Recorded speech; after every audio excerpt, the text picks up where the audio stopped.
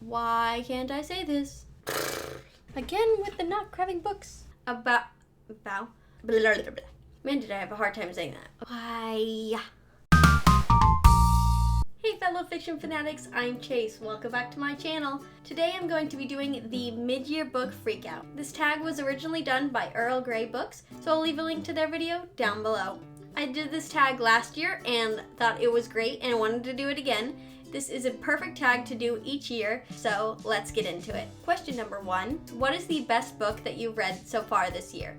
And for me, that's gonna have to be Legendborn by Tracy Deonn. I absolutely fell in love with this book. I thought it was so good. The characters, the story, the humor, everything about it. It was just spot on, exactly what I want from a book, and I cannot wait to continue on with this series whenever it comes out.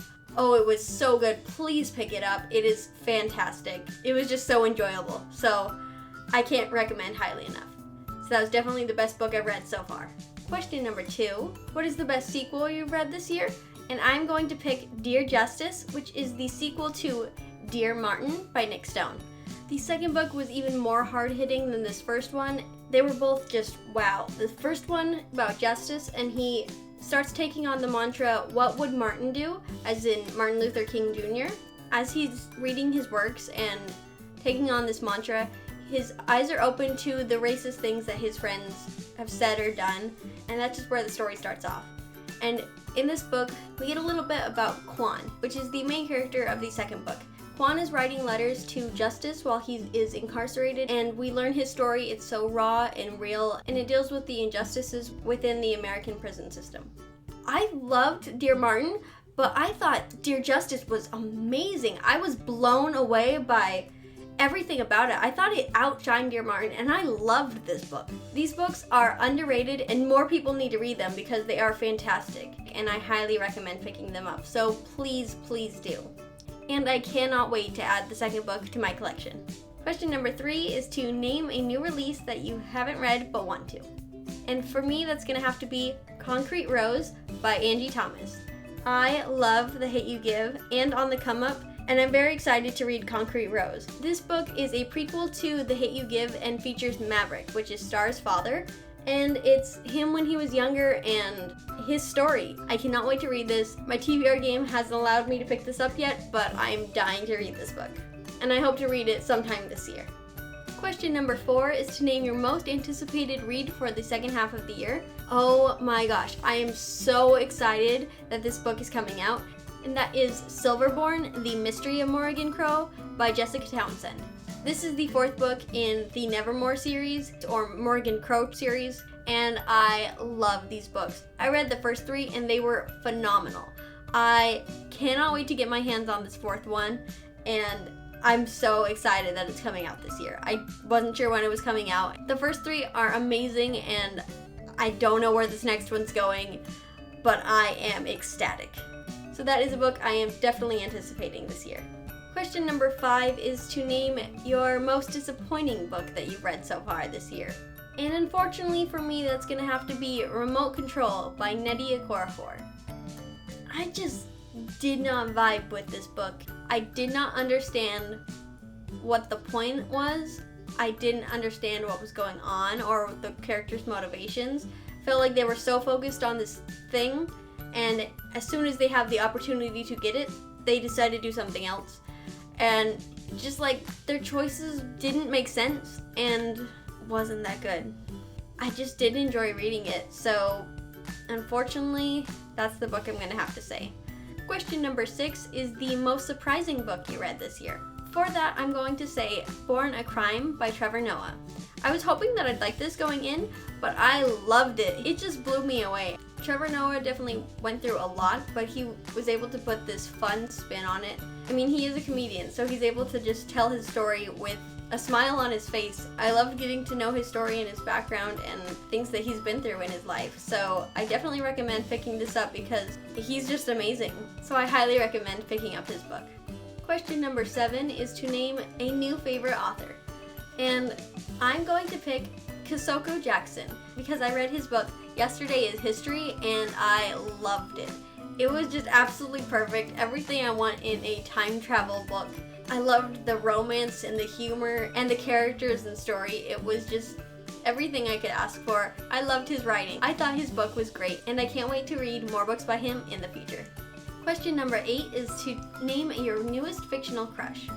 I don't think I really have a new fictional crush, but I have been rereading the books of Bayern and the Lunar Chronicles, and I gotta say that I absolutely love the couples in these books. The love interests are just perfection. I love them so much. They just make me so happy, and I'm so glad to be rereading these and experiencing them once again. They're just fantastic. And if you haven't read these, I highly recommend that you do, because they are some of my favorite. So definitely give these a go. Question number 9 is to name your newest favorite character. And for me, that would have to be Sweetie from There's Something About Sweetie. I love Sweetie. She's such a fantastic, strong character, and she's adorable and sweet and has a fantastic personality. And I loved everything about her. I loved her humor. I love how she brings out the best in people. And I love that she's growing into her confidence and is finally standing up for herself and proving that she's happy with the way she is, and she is worthy of the things that people say she isn't. So do yourself a favor and pick up this book, because it was just absolutely everything. It's perfect for summer. So definitely give this a go.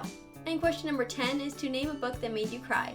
And for this one, I chose The Opposite of Always by Justin A. Reynolds. This book is really heart-wrenching. It's about this guy who starts falling for this girl. They have this amazing night getting to know each other, and they just click instantly. And they have these great couple months together, and then she dies. And he wakes up, and then he's reliving the time that they've met over and over again. And it was just so hard to see him trying to stop her from dying. Having to see him struggle through that again and again and again, and it was just really heartbreaking. So that book definitely made me cry. Question number 11 is to name a book that made you happy. So I picked the last book in the Trials of Apollo series, which is The Tower of Nero by Rick Riordan. I loved these books. They are hilarious, and I cannot get enough of these. I'll just flip to a random thing and it'll probably be funny. I don't know what effect it has on mortals, but any supernatural entity will tell you that Mountain Dew's combination of sweetness, caffeine, and otherworldly je ne sais quoi, putrid, radioactive taste is enough to bring complete focus and seriousness to any god. I have so many orange tabs in this book, which is the tab I use when something makes me laugh. I love anything by Rick Riordan, and this series is absolutely hilarious. This series brings me nothing but joy, and one of the reasons is because it makes me laugh. And question number 12 is to name your favorite book-to-movie adaptation that you saw this year. And I haven't really seen any this year because there hasn't been a lot out. But I am looking forward to watching the Shadow and Bone series. I have not read them. I do want to, but if I'm being honest, I really just want to read the Six of Crows duology.